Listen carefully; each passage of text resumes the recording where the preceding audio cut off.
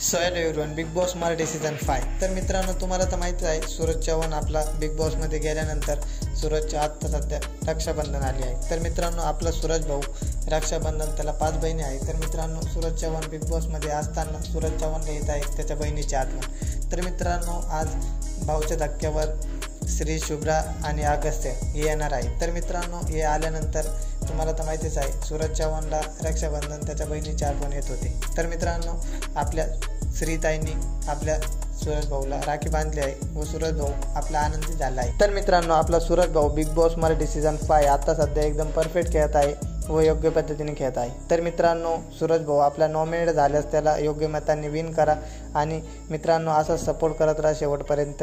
या सपोर्टच्या माध्यमातून सूरज चव्हाणला लास्टला सूरज चव्हाण बिग बॉसची ट्रॉफी विन होईल।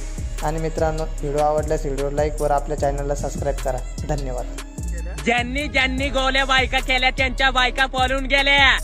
आम्ही हवा करत नाही, आमच्या नावानेच हवा होती।